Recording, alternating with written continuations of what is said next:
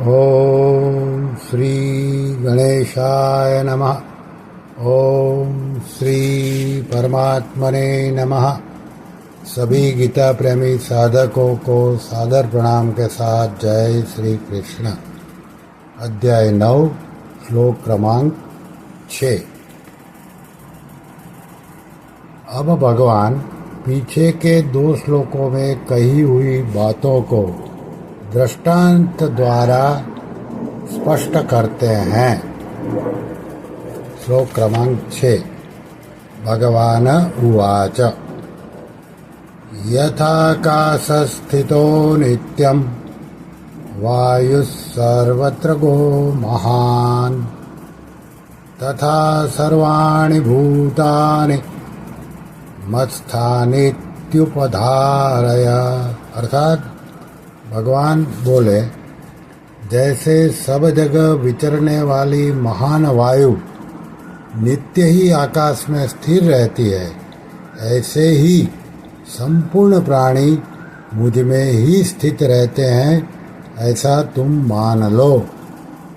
अभी इसकी व्याख्या साधक संजीवनी में जो है वो यथा काशस्थितो नित्यम वायु सर्वत्र गो महान।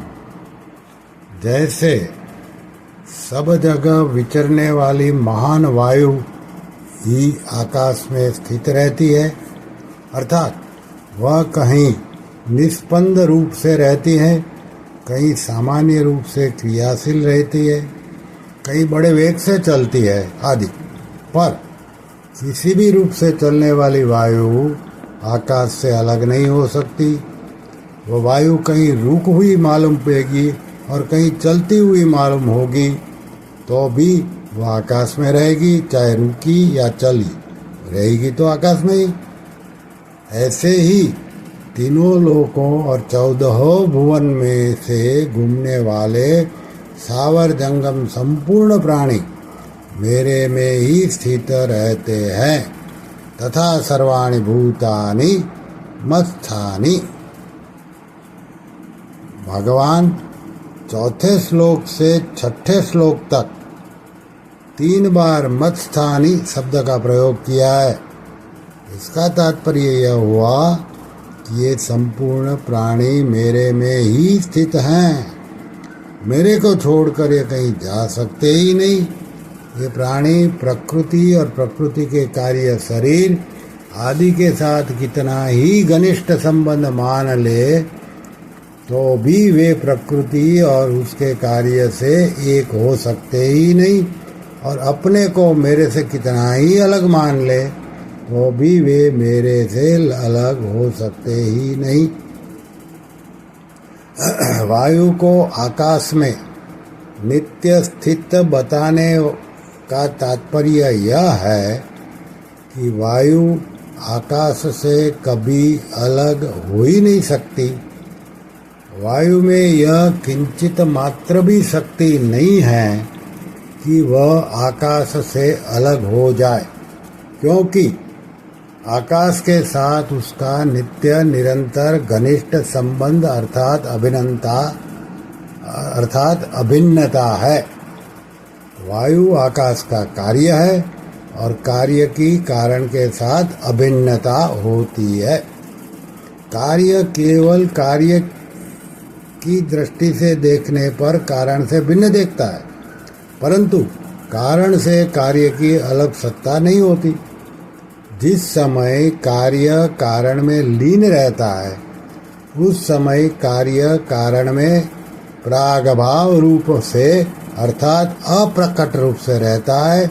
उत्पन्न होने पर कार्य भाव रूप से अर्थात प्रकट रूप से रहता है, और लीन होने पर कार्य प्रध्वंसा भाव रूप से अर्थात कारण रूप से रहता है।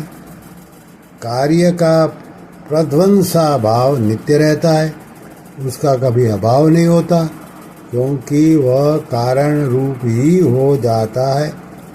इस रीति से वायु आकाश से उत्पन्न होती है, आकाश में ही स्थित रहती है और आकाश में ही लीन हो जाती है। अर्थात वायु की स्वतंत्र सत्ता न रहकर आकाश ही रह जाता है, ऐसे ही यह जीवात्मा परमात्मा से ही प्रकट होता है, परमात्मा में ही स्थित रहता है और परमात्मा में ही लीन हो जाता है। अर्थात जीवात्मा की स्वतंत्र सत्ता न रहकर केवल परमात्मा ही रह जाते हैं। जैसे वायु गतिशील होती है अर्थात सब जगह घूमती है, ऐसे यह जीवात्मा गतिशील नहीं होता, परंतु जब यह गतिशील प्रकृति के कार्य शरीर के साथ अपनापन यानी कि मैं मेरापन कर देता है, तब शरीर की गति इसको अपनी गति दिखने लग जाती है। गतिशीलता दिखने पर भी यह नित्य निरंतर परमात्मा में ही स्थित रहता है।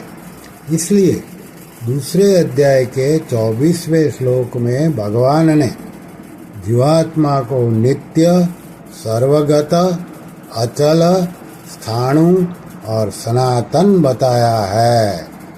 यहाँ शरीरों की गतिशीलता के कारण उसको सर्वगत बताया है, अर्थात यह सब जगह विचरने वाला दिखता हुआ भी अचल और स्थाणु है।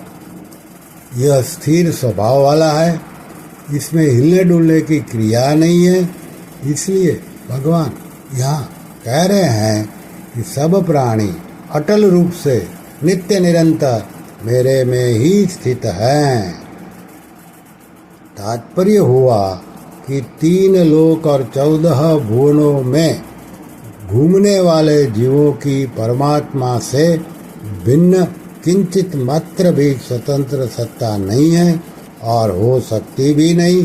अर्थात सब योनियों में घूमते रहने पर भी वे नित्य निरंतर परमात्मा के सच्चिदानंद घन स्वरूप से ही स्थित रहते हैं, परंतु प्रकृति के कार्य के साथ अपना संबंध मानने से इसका अनुभव नहीं हो रहा है। अगर ये मनुष्य शरीर में अपनापन न करे, मैं मेरापन न करे, तो इनको असीम आनंद का अनुभव हो जाए। इसलिए मनुष्य मात्र को चेतावनी देने के लिए यहाँ भगवान कहते हैं कि तुम मेरे में नित्य निरंतर स्थित हो, फिर मेरी प्राप्ति में परिश्रम और देरी किस बात की। मेरे में अपनी स्थिति न मानने से और न जानने से ही मेरे से दूरी प्राप्त हो रही है। फिर है इति उपधारय, यह बात तुम विशेष रूप से धारण कर लो, मान लो कि चाहे सर्ग यानी कि सृष्टि का समय हो, चाहे प्रलय का समय हो, अनंत ब्रह्मांड के संपूर्ण प्राणी सर्वथा मेरे में ही रहते हैं। मेरे से अलग उनकी स्थिति कभी हो ही नहीं सकती। ऐसा दृढ़ता से मान लेने पर प्रकृति के कार्य से विमुक्ता हो जाएगी और वास्तविक तत्व का अनुभव हो जाएगा। इस वास्तविक तत्व का अनुभव करने के लिए साधक दृढ़ता से मान ले कि जो सब देश, काल, वस्तु, व्यक्ति आदि में सर्वथा परिपूर्ण हैं, वे परमात्मा ही मेरे हैं। देश, काल, वस्तु, व्यक्ति आदि कोई भी मेरा नहीं है और मैं उनका नहीं हूँ। श्री कृष्ण शरणम मम, श्री कृष्ण शरणम मम, श्री कृष्ण शरणम मम। ओम कृष्णार्पणमस्तु।